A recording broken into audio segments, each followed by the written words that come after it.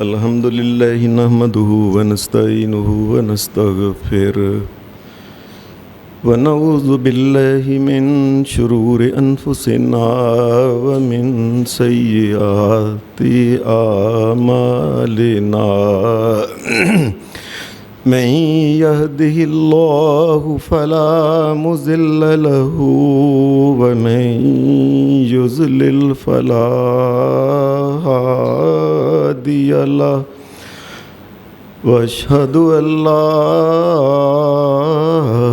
إله إلا الله وحده لا شريك له وأشهد أن محمدًا عبده ورسوله صلى الله عليه وسلم.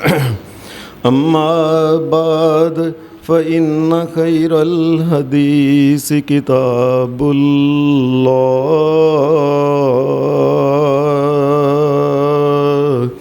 وخير الهدي هدي محمد صلى الله عليه وسلم وشر الأمور محدثاتها وكل محدثة بدعة وكل بدعة ضلالة وكل ضلالة في النار.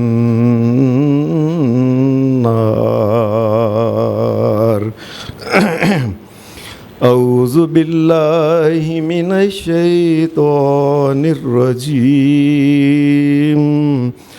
بسم الله الرحمن الرحيم.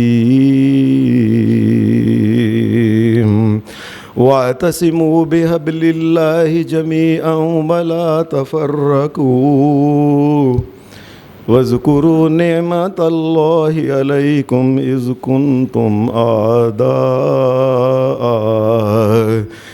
كنتم أعداء فألف بين قلوبكم فأصبحتم بنعمته إخوانا وكنتم على شفا حفرة من النار فأنقذكم منها كذلك يبين الله لكم آياته لعلكم تهتدون. حضرات، میں نے آپ کے سامنے چوتھے سپارہ میں سورہ آل عمران کی جو ایک آیت پڑھی ہے، اس آیت کے اندر اللہ تبارک و تعالیٰ نے کئی ایک مسائل بیان کیے ہیں. ان میں سے ایک مسئلہ یہ ہے کہ اللہ تبارک و تعالیٰ نے نبی علیہ السلام کے جو صحابہ کرام ہیں، آپ کے جو ساتھی ہیں، آپ کے جو رفقائے کار ہیں محمد الرسول اللہ کے، ان کے دلوں کی ایک کیفیت کا اللہ تبارک و تعالیٰ نے یہاں تذکرہ فرمایا ہے. اور اس سے پہلے یہ بات کہی ہے، ایک وقت تھا عرب کے لوگ جو تھے یہ آپس میں ایک دوسرے کے دشمن تھے. ایک دوسرے بھائی کا دشمن تھا، اور دشمنی بھی اس حد تک تھی کہ بھائی چاہتا تھا اپنے بھائی کو قتل کر دے، اس سے کم سوچتا ہی نہیں تھا. قبائل کی آپس میں دشمنی تھی، ایسی دشمنی تھی کہ وہ دشمنی کئی نسلوں تک ان کی دشمنیاں جاری رہتی تھیں. اور ایسی دشمنی ہوتی تھی کہ جو انسان اپنے دشمن کو کسی جگہ بھی پکڑ لیتا، قابو کر لیتا، ٹوکے کے ساتھ، تلوار کے ساتھ ایک ایک جز اس کے وجود کا الگ کیا کرتے تھے. ایسا ایک دوسرے کے ساتھ ان کا عناد چلتا تھا، ایسی دشمنی چلتی تھی کہ وہ معاشرہ دشمنیوں کے اندر ہی وہ ہے جیسے پلا ہوتا ہے. معمولی بات کے اوپر اس نے پہلے اس جگہ پانی پلا دیا اپنے گھوڑے کو، مجھے بعد میں پلایا ہے، پلانے دیا ہے، لہٰذا دشمنی شروع ہو گئی، سارا قبیلہ اس کے ساتھ. کوئی پتہ نہیں چلتا تھا کہ کوئی انسان کسی کا خیر خواہ بھی ہے کہ نہیں۔ اللہ تبارک و تعالیٰ نے اسی کی بات کی طرف تذکرہ کیا ہے۔ وَاذْكُرُوا اِذْ فرمایا یاد کرو، وَاذْكُرُوا نِعْمَتَ اللَّهِ عَلَيْكُمْ اِذْ كُنْتُمْ أَعْدَاءً۔ انسانوں تم ایک دوسرے کے کس طریقے سے دشمن تھے، تم ایک دوسرے کو دیکھنا پسند نہیں کرتے تھے کہ یہ ابھی تک زمین کے اوپر چل رہا ہے۔ فَأَلَّفَ بَيْنَ قُلُوبِكُمْ، اللہ نے اپنے آخری نبی محمد الرسول اللہ کو بھیجا اور دین اسلام کے ذریعے تمہیں کیا کیا؟ فَأَصْبَحْتُمْ بِنِعْمَتِهِ إِخْوَانًا، اللہ تبارک و تعالیٰ نے تمہیں پھر بھائی بھائی بنا دیا۔ اللہ نے وہ درمیان میں جو تھا نا، وہ حقد، عناد، دشمنی، ایک دوسرے کے ساتھ جو قدورت تھی، اللہ نے اس کو پاک کر کے، اے مسلمانوں، اے محمد الرسول اللہ کے اوپر ایمان لانے والو، یہ ہم نے تمہیں بھائی بھائی بنایا ہے، ہم نے ایسی تعلیمات دی ہیں کہ اب تم ایک دوسرے کے اوپر اپنی جانیں چھڑکنے والے بن گئے ہو۔ بلکہ قرآن مجید نے تو ایک اور جگہ کہا کہ میں نے اے محمد صلی اللہ علیہ وسلم وَأَلَّفَ بَيْنَ قُلُوبِهِمْ، اے میرے نبی محمد الرسول اللہ، ان لوگوں کے درمیان محبت پیدا کرنا، ان کو بھائی بھائی بنانا، یہ ہمارا ہی کام ہے۔ لَوْ أَنفَقْتَ مَا فِي الْأَرْضِ جَمِيعًا، اے میرے نبی محمد الرسول اللہ، اگر ہم آپ کو اس زمین کے سارے خزانے، سونا چاندی، ہر قسم کا مال دولت سب کچھ دے دیتے، یہ کبھی بھی تم ان کو بھائی بھائی نہیں بنا سکتے تھے۔ ان کے مَا أَلَّفْتَ بَيْنَ قُلُوبِهِمْ، میرے نبی تم ان کو کبھی بھی ان کے دلوں کو جوڑ نہیں سکتے تھے۔ وَلَٰكِنَّ اللَّهَ أَلَّفَ بَيْنَهُمْ، اللہ نے ان کو پھر دشمنوں کو آپس میں بھائی بھائی بنا دیا۔ اور اس دنیا نے ایسے نظارے دیکھے ہیں کہ صحابہ کرام جتنا ایک دوسرے سے پیار کرتے تھے، محبت کرتے تھے، اس کائنات میں آج تک ایسے نظارے دیکھے نہیں گئے۔ لوگوں نے وہ منظر بھی دیکھا ہے کہ گھر میں بچے بھوکے ہیں، میاں بیوی بھوکے ہیں، ایک مہمان مسلمان آ گیا، کہا یہ چراغ کو بند کر دینا جب کھانا کھانے لگے، یہ اپنا پیٹ بھر کے کھا لے، ہماری خیر ہے، بچوں کو ہم سلا دیں گے کسی طریقے سے۔ ایک دوسرے کے اوپر، ایک دوسرے کو ترجیح دینا، دوسرے کا خیال رکھنا۔ بلکہ اس تاریخ نے، اس انسانی، اس صفحہ ہستی میں سورج نے وہ بھی منظر دیکھا ہے کہ جنگ کے اندر ایک مسلمان جو ہے وہ زخمی پڑا ہوا ہے اور وہ کہہ رہا ہے ماں پانی کو ہے، ایک مسلمان پانی لے کے آتا ہے، ادھر سے آواز آتی ہے ماں، ایک اور بھی مسلمان دشمن کے ہاتھوں زخمی ہے، وہ بھی پانی مانگ رہا ہے۔ اس پانی پینے والے جس نے مانگا تھا، اس نے کہا پہلے پانی تم اس کو دے دو۔ یہ اس کے قریب گیا، آگے سے آواز آ گئی ماں پانی، کہا تم اس کو دے دو۔ جب یہ چوتھے انسان کے پاس گیا، اس کے قریب ہی گیا تو اس کے آخری سانس تھے، اس کے نکل گئے۔ یہ واپس آیا، دیکھا تو پچھلے تینوں جو تھے وہ دنیا سے چلے گئے تھے۔ آخری دم میں ایسا کہ جب آخری سانس تھے پانی پینے لگے، کہا دوسروں مومن کو دے دو۔ یہ مومنوں کے دل اللہ تبارک و تعالیٰ نے کہا ہم نے وَأَلَّفَ بَيْنَ قُلُوبِهِمْ، اے میرے نبی کے صحابیوں، یہ تمہارے دلوں کو یہ جوڑا، ہم نے جوڑا ہے، ہم نے ان کو جوڑ دیا ہے۔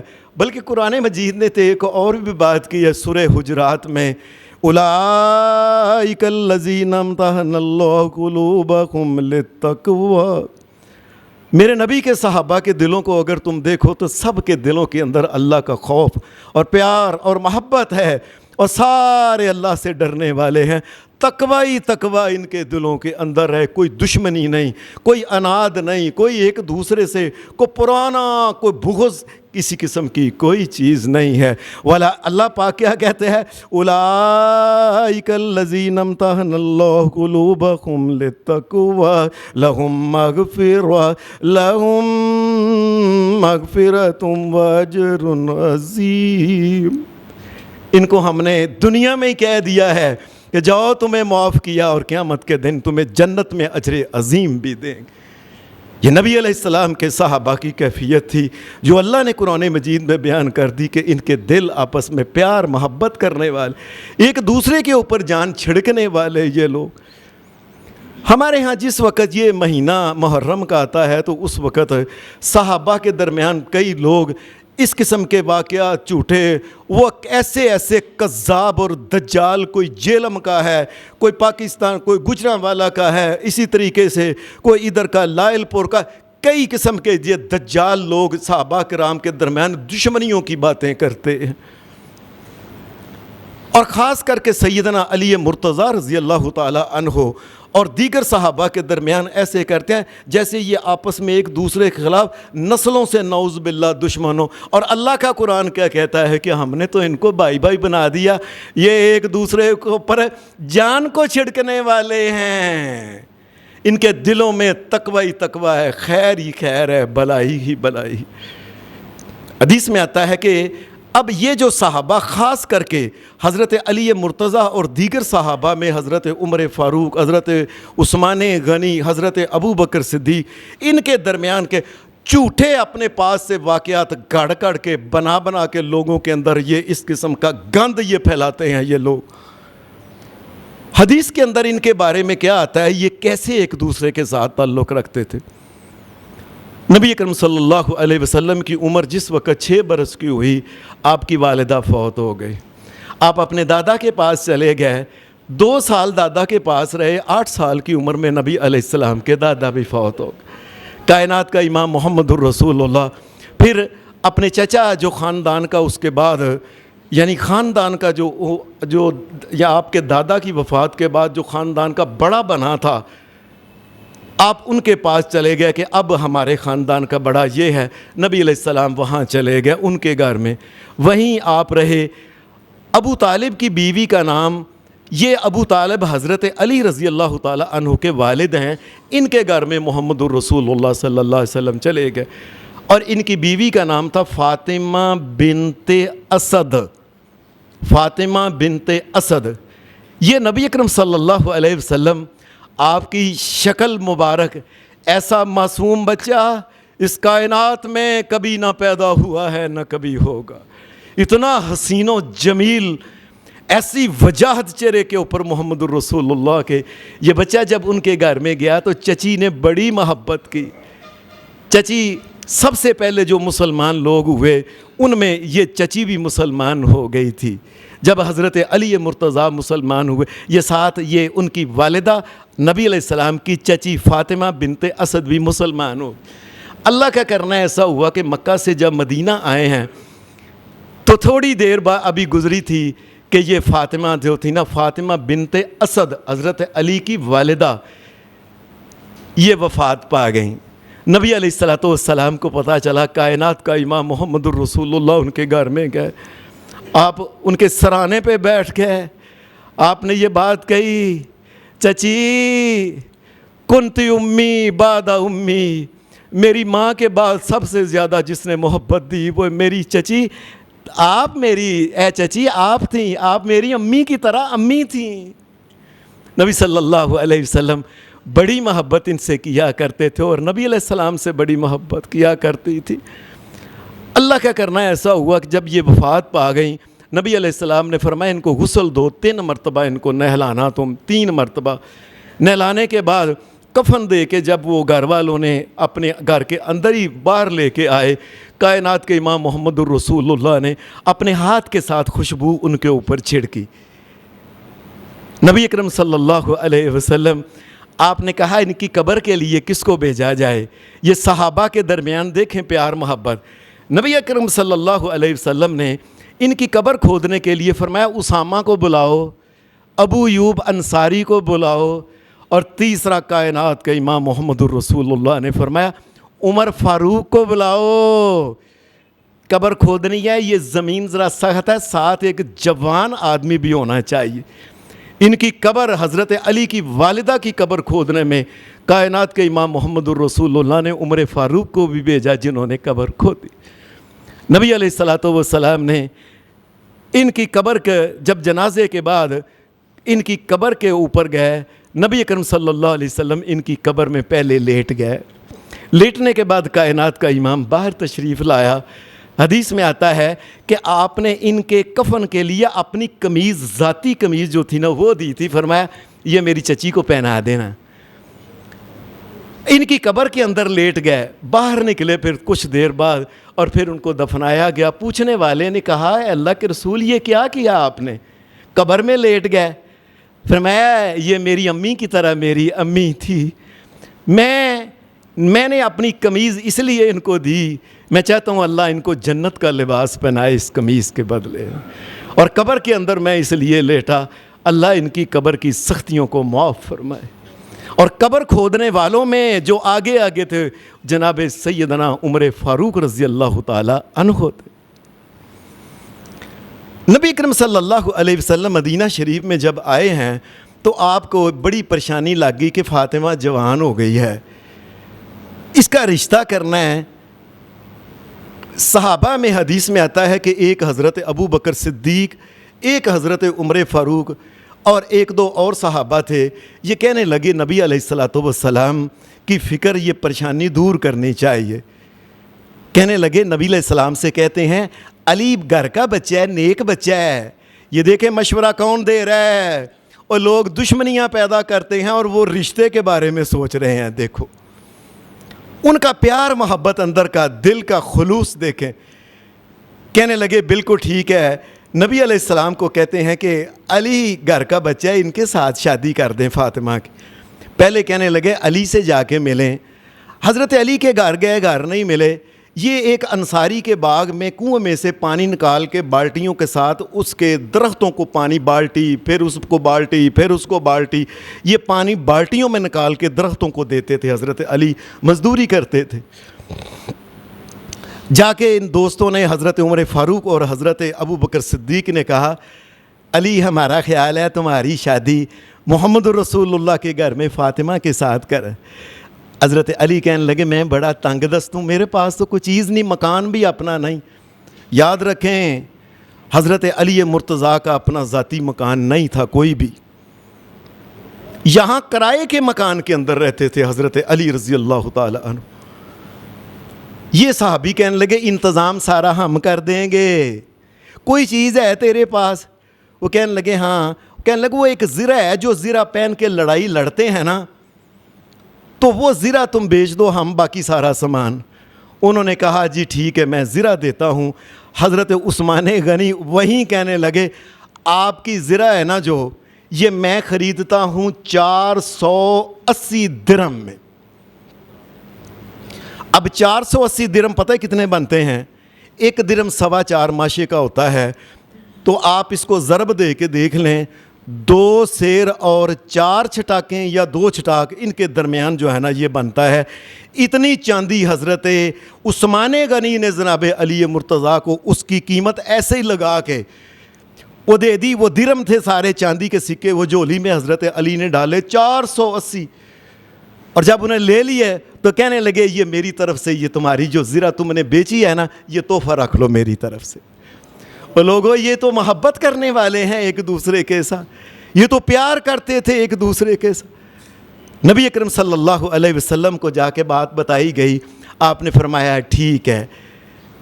میں فاطمہ کے لیے پھر کچھ سامان بھی تو گھر میں، حضرت علی جہاں رہتے تھے گھر میں تو کوئی چیز ہی نہیں تھی، تو سامان لانے کے لیے کس کو بھیجا؟ دیکھیں کائنات کے امام محمد الرسول اللہ نے حضرت ابو بکر صدیق کو کہا کہ تم فاطمہ میری بیٹی کے لیے سامان خریدو، کیا گھر میں ہونا چاہیے. یہ آپس میں یہ لوگ اس قدر قریب تھے.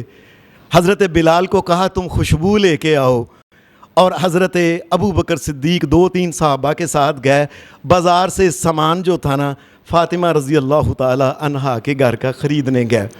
سامان میں خریدا، کیا سامان خریدا؟ ایک قمیض خریدی، ایک چادر خریدی، ایک پیالہ خریدا دودھ وغیرہ پانی پینے کے لیے، ایک جلباب جو بڑی چادر عورتیں اوپر لیتی ہیں نا، یہ اسلام میں برقع جو ہوتا ہے نا یہ برقعے کا کوئی تصور، وہ بڑی چادر جس کا سر کے اوپر سارا بوجھ ہو اور اوپر سے سیدھا نیچے آئے، اس کو کہتے ہیں جلباب. ایک جلباب خریدی. چمڑے کا ایک مشکیزہ خریدا. ایک گھر کے اندر وہ جو پانی رکھنے پینے کے لیے کڑا ہوتا ہے ایک وہ تھا، اور اس کے ساتھ ایک چکی آٹا پیسنے والی، ایک چارپائی اور ایک گدا، اور یہ سارا سامان سیدہ فاطمہ کے لیے خریدنے والے ابو بکر صدیق تھے۔ تمہیں پتہ ہی نہیں یہ لوگ آپس میں محبتیں کیا محبت کے ساتھ کیا پیار کے ساتھ یہ سامان خرید۔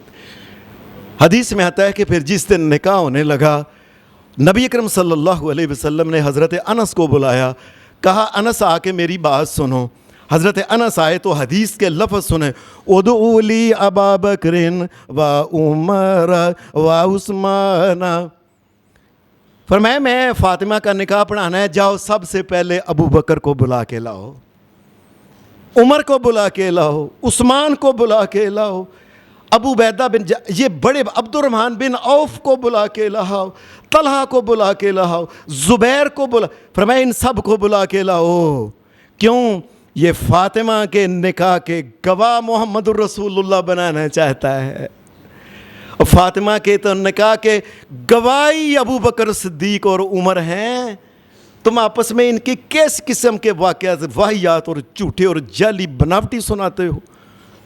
نبی کریم صلی اللہ علیہ وسلم نے وہ مسجد کے اندر جہاں بیٹھے ہوئے تھے آپ نے خطبہ پڑھا، ان الحمد للہ نحمدہ ونستعینہ ونستغفرہ، یہ سارا خطبہ نکاح کا جو ہے، یہ جو سنت کے مطابق ہوتا ہے، یہ محمد الرسول اللہ نے وہ نکاح کا پڑھا، اور آخر میں آپ نے فرمایا فاشہدو، ابو بکر گواہ رہنا، تمہیں میں نے گواہ بنایا ہے، فاشہدو انی قد زوجتہ، میں نے اپنی بیٹی فاطمہ کا نکاح علی کے ساتھ بڑھایا ہے، اور نکاح جو ہے، اس نکاح کے جو گواہ ہیں یہ ابو بکر صدیق ہیں اور عمر ہیں اور عثمان ہیں۔ اور تم ان گواہوں کے بارے میں نعوذ باللہ بات کرتے ہو، اور نعوذ باللہ جس چیز کے گواہی نعوذ باللہ قابل اعتبار نہ ہو، وہ تو نکاح کیا ہوتا ہے؟ وہ تو نکاح ہی نہیں ہوتا ناقابل اعتبار اگر آدمی ہو۔ اور محمد الرسول اللہ ان کے اوپر اعتبار کرتے ہیں، اور علی مرتضیٰ بھی اعتبار کرتے ہیں کہ یہی نکاح کے گواہ ہیں۔ جب ان کا نکاح ہو گیا تو نبی اکرم صلی اللہ علیہ وسلم نے اپنی بیویوں میں سے حضرت عائشہ صدیقہ اور ام سلمہ ان دونوں کو بلایا، فرمایا تم ادھر آؤ، جاؤ فاطمہ کے گھر میں وہ جو علی نے وہ مکان ہے نا کرائے والا، اس گھر میں جا کے نا اس کو صاف صحیح کر کے آؤ۔ اس مکان کو صحیح کرنے کے لیے کائنات کے امام نے حضرت عائشہ صدیقہ ابو بکر صدیق کی بیٹی ہماری ماں کو بھیجا، ام سلمہ، یہ دونوں گئی، انہوں نے مٹی منگوائی، مٹی کو اس کو گودنے کے بعد سارے گھر کے اندر، وہ چھوٹا سا تو گھر تھا، ایک کمرہ بمشکل تھا، اس کے اندر پوچا سارا پھیرا، اور کون پوچا پھیر رہا ہے؟ ابو بکر صدیق کی بیٹی جناب حضرت عائشہ صدیقہ رضی اللہ۔ گھر کے اندر انہوں نے گدے جو تھے نا، وہ ایک جس طرح ہمارے ہاں لیف ہوتا ہے، لیف کے اندر روئی بھرتے ہیں، وہ کھجور کے پتے یہ بھر کے یا اون جانوروں کی یہ بھر کے یہی انہوں نے گدا بنایا تھا، اور ایک جگہ گھر کے اندر انہوں نے کلی لگائی، یہ جسے ہینگر کہتے ہیں ہم، تاکہ وہ مشکیزہ یا کچھ چیز سامان وغیرہ لٹکانا ہو تو اس کے اور باقی وہی ایک پیالہ، ایک چکی، ایک چادر، وہ چیزیں ساری رکھ کے صاف سارے گھر کو کر کے، تو یہ واپس جب آئیں تو نبی اکرم صلی اللہ علیہ وسلم نے فاطمہ کو کہا، فاطمہ جسے میں محبت کرتا ہوں اسے تمہیں بھی محبت کرنی چاہیے، کرتی ہو اسے؟ اے اللہ کے رسول کسے میں کرتی ہوں؟ فرمایا یہ جو ہے فَأَحَبِّي هَذِهِ، صحیح مسلم کے اندر یہ حدیث ہے کہ رسول اللہ صلی اللہ علیہ وسلم نے فرمایا فاطمہ میں عائشہ سے بڑی محبت کرتا ہوں، تم بھی اس سے محبت کرنا۔ تیرے گھر کا پوچا، یہ ساری صفائی جو کچھ تھا نا یہ کر کے، اور ایک کڑے کے اندر میوے اور کھجور ان دونوں کو مکس کر کے آپس میں ملا کے ان کا شربت بنا کے بھی ایک کڑے کے اندر رکھ کے آئیں کہ دلہا دلہن نے بیٹھنا ہے، ان کے لیے بہترین چیز کو تیار کر دی جائے۔ یہ تیار کرنے والا کون تھا؟ حضرت عائشہ صدیقہ اور ام سلمہ رضی اللہ۔ کس طریقے سے کہتے ہیں کہ صحابہ آپس میں ان کے ساتھ کوئی نعوذ باللہ کوئی ایسی کوئی بات تھی، کوئی دشمنی نعوذ باللہ تھی۔ جس وقت حدیث میں آتا ہے کہ رسول اللہ صلی اللہ علیہ وسلم وفات پا گئے، آپ کے بعد حضرت ابو بکر صدیق جب یہ خلیفہ بنے ہیں تو لوگوں نے دڑا دڑ بیعت حضرت ابو بکر صدیق کے ہاتھ کے اوپر کی، یہاں تک کہ جتنے بھی بڑے بڑے لوگ تھے سب نے، آج کل وہ لوگ کو جیلم کا بے ایمان ہو یا وہ کسی اور علاقے کا بے ایمان جھوٹا کذاب اور دجال ہو، جی حضرت علی نے تو بیعت بھی نہیں کی،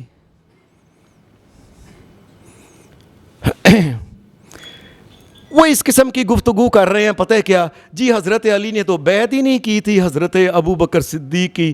کتنے ظلم کی بات ہے کہ اپنے پاس سے گپے سناتے ہیں۔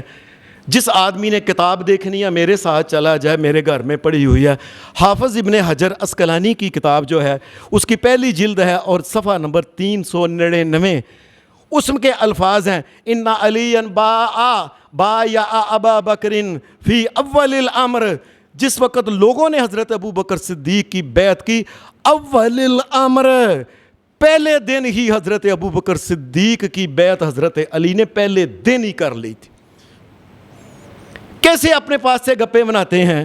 اور ایک حدیث کی اور بھی ایک اور تاریخ کی کتاب ہے جسے حافظ ابن کثیر رحمۃ اللہ علیہ کی البدایہ والنہایہ، اس کے الفاظ ہیں فی اول الیوم او ابی یوم الثانی من الوفات، محمد الرسول اللہ کی وفات کے ایک دن بعد یا 2 دن بعد، والحق، اور حق یہی ہے حضرت علی نے اسی وقت کر لی تھی۔ لوگوں نے باتیں بنائی جی 6 مہینے انہوں نے بیعت ہی نہیں کی تھی، جی کیسی گپے مارتے ہیں۔ اور صرف بیعت نہیں کی بلکہ محمد الرسول اللہ کے مصلی کے اوپر کائنات کے امام نے اپنی زندگی میں حضرت ابو بکر صدیق کو کھڑا کیا تھا آخری دنوں میں۔ تو آخری دنوں میں جب کھڑا کیا تھا کائنات کے امام کے سامنے، محمد الرسول اللہ کے سامنے، ابو بکر صدیق کے پیچھے نماز پڑھنے والوں میں علی بھی پہلی صف میں ہوتے تھے۔ اور جس وقت کائنات کا امام دنیا سے چلا گیا، امامت حضرت ابو بکر صدیق کروا رہے ہیں اور پیچھے نماز پڑھنے والوں میں حضرت علی رضی اللہ تعالی عنہ۔ ان کے بعد بھی 2.25 سال تک حضرت ابو بکر صدیق زندہ رہے تھے اور 2.25 سال تک یہ ان کے پیچھے نمازیں پڑھتے رہے۔ اور وہ حدیث کا ایک مشہور واقعہ ہے کہ عصر کی نماز پڑھنے کے بعد حضرت ابو بکر صدیق اور حضرت علی اکٹھے ہی مسجد سے نکلے ہیں۔ یہ حضرت ابو بکر صدیق کے پیچھے نماز پڑھ کے نکلے تھے باہر، اور باہر آئے تو سامنے بچے گھیر رہے تھے، ان بچوں میں حضرت حسن تھے۔ حضرت ابو بکر صدیق نے اس بچے کو پکڑ کے حضرت حسن کو اپنے کاندھے کے اوپر بٹھا لیا، اور حضرت علی مسکرا رہے تھے، ہنس رہے تھے، اور ان کا تو پیار محبت ایک دوسرے کے بچوں تک کو اٹھاتے ہیں کاندھے کے اوپر بڑھاپے کی عمر میں۔ ظالمو، تم ان کے درمیان دشمنی کی باتیں کرتے ہو۔ کوئی مشورہ ہوتا کسی قسم کا، حضرت ابو بکر صدیق کہتے علی کو بلا کے لاؤ، میں ان کے مشورے کو بھی سنوں گا اور جو بہتر لگا میں اس کے مطابق کروں گا۔ جس وقت نبی علیہ السلام کی وفات ہوئی، مکہ کے اندر، مدینہ کے اندر علاقے جو تھے نا ارد گرد، ایک عجیب قسم کی وبا پیدا ہو گئی۔ کیا کہ نبی صلی اللہ علیہ وسلم تو وفات پا گئے ہیں، تو چپ کر کے جب نبی علیہ السلام نہیں رہے تو تم اپنا جو دین اسلام کو چھوڑ کے لوگ واپس مرتد ہونا کئی شروع ہو گئے۔ کئی علاقے، کئیوں نے زکوٰۃ کا انکار کر دیا، جی ہم زکوٰۃ نہیں دیں گے، وہ کائنات کا امام محمد الرسول اللہ چلے گئے، ان کو دیتے تھے، یہ لے زکوٰۃ جس کو چاہے حقداروں کو دیں، اب ہم نہیں دیں گے۔ یہ ایک بڑا مسئلہ بن گیا۔ حضرت ابو بکر صدیق نے یہ بات کہی، یاد رکھو جس آدمی نے زکوٰۃ روک لی نا، ایک اونٹ تو دور کی بات ہے، اگر ایک اونٹ کی رسی جو اس کے گلے میں اگر اس نے بھی نہ دی، واللہ لا اقاتلن، اللہ کی قسم میں اس کو قتل کر کے اس کی گردن وجود سے الگ کر دوں گا جس نے زکوٰۃ نہیں دی۔ اور جو نئے مرتد، ان کے ساتھ لڑائی جب لڑی، ابو بکر صدیق رضی اللہ تعالی عنہ نے جب صحابہ کو بھیجا، فلاں علاقے کی طرف جاؤ لوگ، وہ ایمان کو چھوڑ گئے، فلاں چھوڑ گئے، فلاں چھوڑ گئے۔ حدیث کے الفاظ ہیں تاریخ کی کتابوں میں، جب تلوار لے کے صحابہ جانے لگے، آگے آگے حضرت علی تھے رضی اللہ تعالیٰ۔ حضرت علی رضی اللہ تعالیٰ عنہ تو یہ اپنے لیے باعث سعادت سمجھے تھے کہ سیدنا ابو بکر صدیق رضی اللہ تعالیٰ عنہ نے مجھے اس علاقے میں بھیجا ہے، اس علاقے میں بھیجا ہے۔ اور یہ لوگ ایسی باتیں کرتے ہیں واہیات قسم کی.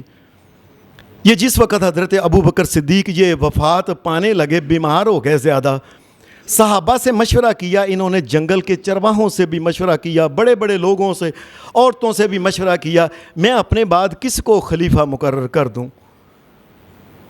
عجیب بات ہے کہ سب کی بات سننے کے بعد اکیلے اکیلے انہوں نے بات کی تھی. انہوں نے حضرت عثمان کو بلایا اور کہنے لگے عثمان، میں نے لوگوں سے مشورہ کیا ہے، ہر بندہ ہی کہہ رہا ہے کہ ابو بکر صدیق کو، عمر کو اپنے بعد خلیفہ بنانا ہے رضی اللہ تعالی عنہ. تو تم لکھ لو میرے بعد عمر فاروق جو ہیں یہ اہل ایمان کے خلیفہ ہوں گے. یہ لکھوا کے نا ساری تحریر حضرت عثمان کو کہا کہ مدینہ کے بڑے بڑے لوگ جو ہے نا اپنے اپنے قبیلوں کے سردار، ان کو بلا کے یہ سناؤ کہ ابو بکر صدیق نے یہ لکھ کے دیا ہے. اللہ کا کرنا ہوا، بڑے بڑے لوگ جب بلائے گئے تو حضرت عثمان نے حضرت علی مرتضیٰ رضی اللہ تعالیٰ عنہ کو بھی بلایا، اور بلایا سب کو، اور وہ کاغذ اندر سے نکالا. کاغذ نکال کے یہ واقعہ اسد الغابہ میں لکھا ہے، یہ واقعہ جو ہے تاریخ الخلفاء میں لکھا ہوا ہے، یہ واقعہ طبقات ابن سعد میں لکھا ہوا ہے کہ جب ان کو بلا کے وہ آخری وصیت بتائی نا کہ میرے بعد عمر فاروق ہوں گے، سب نے کہا ہے کہ بالکل ٹھیک. آپ نے فرمایا علی تم نہیں بولے. کہنے لگے میں تو ایک ہی بات کہتا ہوں، کیا؟ لا نرضى الا ان يكون عمر بن الخطاب. ایک ہی بات ہے کہ میں عمر بن خطاب کے علاوہ کسی اور کے خلیفہ کو میں مانتا ہی نہیں. اور وہ تو ان کے بغیر کسی کو خلیفہ نہیں مانتے، تم آپس میں دشمنیوں کی بات کرتے ہو. لا نرضى، ہم نہیں راضی ہوں گے اگر کسی اور کا نام، ہم نہیں مانیں گے اس کو. وہ عمر بن خطاب کا اگر انہوں نے نام لیا ہے تو میں علی ان کے ساتھ راضی ہوں. حضرت عمر فاروق رضی اللہ تعالی عنہ جو تھے، یہ ان کو اپنے معاملات میں ساتھ ساتھ رکھتے تھے. شراب کے مسئلے کے بارے میں یہ ہے، شریعت میں یہ ہے کہ نبی علیہ السلام کے دور میں کوئی اگر آدمی شراب پیتا تھا نا تو لوگ اس کو لے کے آتے تو وہ کوئی چھڑی کے ساتھ مارتا، کوئی کوڑے کے ساتھ مارتا اس کو، تاکہ شرم حیات دلائی جائے، اور اس کو باقاعدہ طور کے اس کی سزا نہیں تھی مقرر.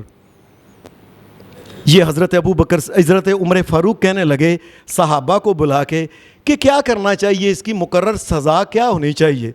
حضرت علی رضی اللہ تعالی عنہ بھی ان کی شورا میں شامل تھے. اور لوگوں یہ تو ان کی شورا میں شامل تھے، تم ان کو دور دور کرتے ہو. یہ کہنے لگے امیر المومنین، جس وقت کوئی انسان نشہ کرتا ہے نا تو اس وقت وہ گالیاں بکتا ہے. آپ نے بھی دیکھا ہوگا کہ یہ نیٹ پہ چل رہے ہیں، فلاں بندے نے، شرابی نے پہ کے ڈی آئی جی کو گالیں نکالی، فلانے کو گال نکال دی، فلانے کو گالیاں نکالی، ماں بہن کو گالیاں، گلی محلے والوں کو گال. جس وقت انسان شراب یا نشہ پی کرتا ہے نا، حواس پہ اثر پڑ جاتا ہے اور وہ گالیاں نکالتا ہے. اور گالی جو ہوتی ہے یہ بہتان ہوتا ہے، اور بہتان کی سزا ہے 80 کوڑے. کوئی بندہ بھی جو شراب یا نشے کی چیز کھائے پیے اس کی سزا 80 کوڑے، کیونکہ وہ بہتان بھی باندھتا ہے نا ساتھ. کائنات میں جناب ابو بکر صدیق رضی اللہ تعالی عنہ کے بعد یہ امیر المومنین عمر فاروق جو خلیفہ تھے، انہوں نے کہا علی ٹھیک کہہ رہا ہے. آج کے بعد قیامت تک کے لیے ایک فیصلہ کیا جاتا ہے، علی کی رائے کے مطابق کہ ہر شرابی کو 80 کوڑے مارے جائیں گے. یہ رائے ہے حضرت علی مرتضیٰ کی. ہر معاملے میں ان کو آگے رکھتے تھے. صحابہ کے جس وقت وظیفے مقرر کرنے ہوتے تھے نا، باہر سے مال غنیمت آتا، اس صحابہ کو ان کو کتنا دیا جائے کتنا دیا جائے. فرمایا علی کو بلاؤ. علی کیا کہتے ہیں کہ جو مہاجر صحابہ کا کتنا کتنا، اور پھر آگے سے جو انصار ان کا کتنا کتنا، بدر میں شامل ہونے والوں کا کتنا، احد والوں کا کتنا، فتح مکہ کے پہلے اور بعد میں جو مسلمان ہوئے ان کا کتنا کتنا، یہ سارے کا سارا جو تھا نا یہ آپس میں طے کرتے تھے جناب علی مرتضیٰ کے ساتھ حضرت عمر فاروق رضی اللہ. ان کے تو تعلقات ایسے تھے، یہ تو پیار محبت و عزت کے ساتھ رہنے والے لوگ تھے اور ایک دوسرے کا احترام کیا کرتے تھے. پھر یہاں تک کہ جس وقت حضرت امیر المومنین عمر فاروق کی تنہا کا معاملہ آیا، آپ کہنے لگے پہلے تو میں تجارت کرتا تھا، اب میں صحابہ کہنے لگے کہ اس طرح ہے کہ تمہاری تنخواہ اتنی ہونی چاہیے، کسی نے کہا اتنی، کسی نے کہا اتنی۔ اب میں علی تم بھی بتاؤ کتنی تنخواہ ہونی چاہیے؟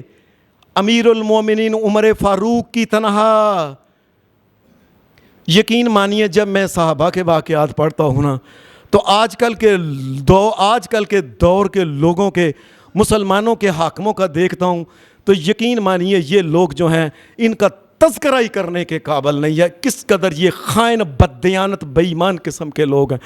ملکوں کے ملک کھا گئے، ملکوں کے ملک لوٹ کے باہر بھیج دیا، پتہ نہیں اس پاکستان کو یہ اللہ کی رحمت سے بچا ہوا ہے، ورنہ یہ کب کا بیچ کے ٹکے ٹکے چلے گئے ہوتے یہ لوگ۔ اور ان کی تنخواہ کیا ہے؟ ہمارے آج کل جو جا کے دیکھیں معمولی صدر ہوتا ہے، ہمیں بلوں کے اوپر سائن کرتا ہے، فلانا بل آیا ہے، فلانا 20 لاکھ روپیہ تقریباً ان کی تنخواہ اور دیگر چیزیں ملا کے ہر مہینے لیتا ہے صدر، اور 20 لاکھ روپے ایسے۔ اور ادھر کیا حال ہے؟ سب نے کہا کہ آپ کا اتنا وظیفہ اتنا، کہا علی سے پوچھیں کتنا ہے؟ حضرت علی کہنے لگے ایک مزدور کی تنخواہ کے برابر امیر المومنین جو ہیں وہ تنخواہ لے، تاکہ ان کو پتہ چلے مزدور کی زندگی جو ہے کیسے وہ گزرتی ہے۔ آپ نے فرمایا سارے صحابہ کی بات کو رد کر کے فرمایا جو بات علی کہتے ہیں نا میں اتنا ہی لوں گا۔ اور یہ ہوا کہ ساری زندگی حضرت عمر فاروق جو تھے یہ قرض ہی لیتے رہے۔ اور جس وقت وفات پائی، حدیث کے اندر آتا ہے صحیح بخاری کے اندر کہ جب یہ وفات پانے لگے، یہ شہید جب ہو گئے تو ان کو پتہ چل گیا کہ اب بچنے کا کوئی رستہ نہیں ہے۔ وہ آ کے حکیم نے بھی کہہ دیا کہ اب بچنے کا کوئی رستہ نہیں، جو وصیت کرنی ہے کر لی۔ اپنے بیٹے کو بلایا، عبداللہ بن عمر کو، کہا میرے اوپر قرض کتنا ہے؟ سارا جمع گیا 86,000 درہم حضرت عمر فاروق کے اوپر قرضہ نکلا ہے۔ اور آج کل ہمارے ہاں ایک چھوٹا سا کوئی محلے کا چیئرمین بن جائے نا تو 86 کروڑ کھانا تو بات ہی کو نہیں نا ان کے لیے۔ اور 86,000 درہم اس دور میں ان کے اوپر قرضہ نکلا تھا۔ کہا عبداللہ میں جب دنیا سے چلے جاؤں یہ سارے کا سارا قرض تم نے ادا کرنا میرے بیٹے۔ ان کے مکان تھے اور بھی کوئی چیزیں تھی، بیٹے نے بیچ کے وہ سارے کا سارا قرض۔ یہ حال ہے امیر المومنین کا، عمر فاروق کا، اور مانی رائے کس کی؟ حضرت علی رضی اللہ تعالیٰ عنہ۔ یہ تو پیار کرنے والے لوگ تھے، ایک دوسرے سے عزت اور احترام سے دیکھتے تھے، ساتھ ساتھ رہتے تھے، اور ان کے دل تو ایک دل کی طرح تھے۔ اولئک الذین امتحن اللہ قلوبہم للتقوی، یہ محمد الرسول اللہ کے ساتھی جو ہیں ان کے دلوں کے اندر تقوی اور تقوی ہی بھرا ہوا ہے صاحب۔ پھر کئی دفعہ ایسا ہوا ان کا پیار کا انداز کہ جس وقت حضرت عمر فاروق رضی اللہ تعالی عنہ بعض دفعہ آپ کو مدینے سے باہر جانا پڑتا تھا، ایک دفعہ شام کی طرف گئے، عراق کی طرف گئے، اور بھی دیگر علاقوں میں جب گئے، حدیث کے الفاظ کیا ہیں، کیا کرتے؟ خرج عمر، حضرت عمر فاروق رضی اللہ تعالی عنہ جس وقت مدینہ سے نکلے ہیں، خلف علی علی المدینہ، اپنے بعد مدینہ کے اوپر جس کو نائب مقرر کیا وہ حضرت علی تھے رضی اللہ۔ وہ یہ تو ایک دو اور 5 مرتبہ علامہ احسان علی ظہیر رحمۃ اللہ علیہ کی کتاب ہے صحابہ کے بارے میں، اس میں انہوں نے لکھا ہے 5 مرتبہ یہ واقعہ ہوا کہ حضرت علی کو اپنے بعد خلیفہ مقرر کر کے جاتے نائب، اور وہ واپس آتے، حضرت علی اسی وقت پیچھے ہٹ جاتے کہ امیر المومنین آپ ہیں، اپنی جگہ کو سنبھالیے۔ وہ یہ تو پیار کرتے تھے، ایک دوسرے کی عزت کرتے تھے۔ لوگوں نے کیسے جھوٹ بکرے شروع کر دی ہیں۔ ایک دفعہ نجران کا گورنر ایک نہیں تھا، نجران کا علاقے کا، آپ نے نجران والوں کو خط لکھا، اور خط لکھا ساتھ کیا کہا میں ایک بہت نیک انسان جو ہے تمہارے علاقے میں گورنر مقرر کر رہا ہوں، اس کی اتباع کرنا، اس کی پیروی کرنا، اور اس گورنر کا نام جو میں بھیج رہا ہوں، اس نیک کا نام وہ ہے علی بن ابی طالب، وہ علی ہے، میں ان کو بھیج رہا ہوں، اعتماد والا اور نیک آدمی جو تھا یہ ان کو بھیج۔ کئی دفعہ حضرت علی رضی اللہ تعالی عنہ حضرت عمر فاروق کا جب نام لیتے تو حدیث کے الفاظ میں آپ کو سناتا ہوں، یا امیر المومنین، یا امیر المومنین، اے امیر المومنین، اے امیر المومنین۔ آپ تو امیر المومنین ہیں، حضرت عمر فاروق کو حضرت علی کہتے تھے۔ فرمایا تم آیا امیر المومنین، آپ کا مقام وہی مقام ہے، ایک تسبیح کے دانوں میں جس طرح ایک تاغے نے سب کو اکٹھا کر کے رکھا ہوتا ہے نا، اس امت کو اگر کسی نے اکٹھا کر کے رکھا ہوا ہے تو امیر المومنین وہ عمر خطاب ہیں، عمر بن خطاب رضی اللہ تعالی عنہ۔ اور ان کے دلوں کی صفائی کا حال دیکھیں کہ جس وقت حضرت امیر المومنین عمر فاروق رضی اللہ تعالی عنہ یہ زخمی تھے اور گھر میں تھے، لوگ پتہ لینے جا رہے تھے، پتہ چل گیا، حکیم نے کہہ دیا کہ جو کچھ اوپر منہ سے ڈالا جاتا ہے نا، اندر سے آنتڑیاں کٹ کے معدہ کٹ گیا تھا، سارا سب باہر نکل آتا تھا۔ حکیم نے جب کہا کہ اب آپ وصیت کر لیں، میرے خیال میں آپ بچنے کی کوئی راہ نہیں ہے۔ لوگ ملنے گئے، حضرت علی بھی گئے، اور حضرت علی نے جا کے کیا کہا، وہ لوگ تو دشمنوں کے مرنے پہ خوشیاں کرتے ہیں، جو دوست ہوتے ہیں ان کا کیا تعلق ہوتا ہے؟ جا کے کہنے لگے امیر المومنین پریشان نہ ہونا، یہ واقعہ کیا ہے؟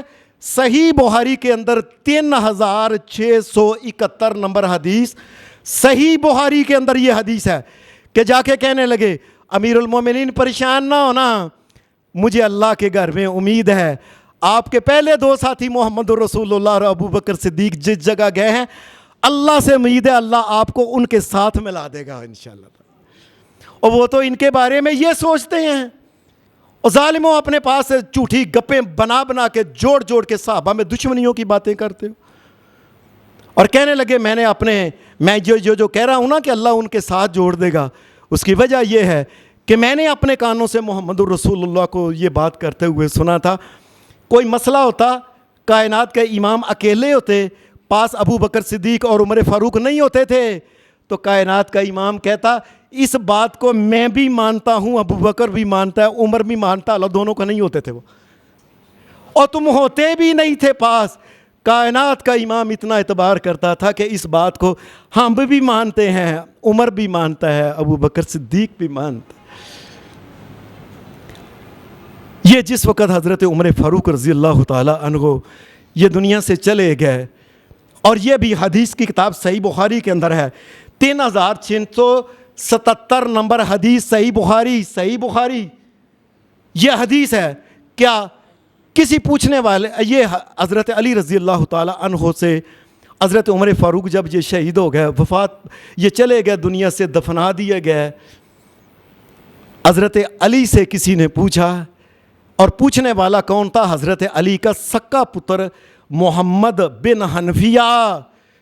یہ یاد رکھیں، حضرت علی رضی اللہ تعالی عنہ کے بچے جو بیٹے تھے نا، بیٹے حسن حسین کے علاوہ تقریباً 16 یا 17 بیٹے اور بھی تھے دوسری بیویوں میں سے، سنیں دھیان سے، 16 یا 17 بیٹے اور بھی تھے، ان میں سے ایک کا نام تھا محمد، بڑا یہ بہادر جرنیل بچہ تھا۔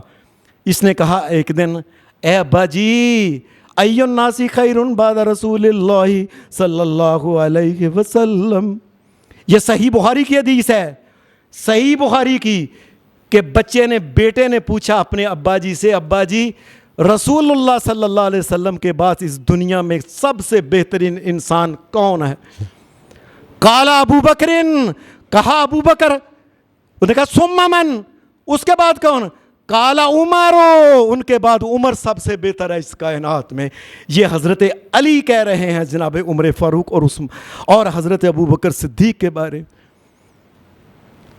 آپ کے دور میں جس وقت حضرت علی کا دور آیا، 6 سال انہوں نے حکومت کی آدھی مسلمانوں کی مملکت کے اوپر۔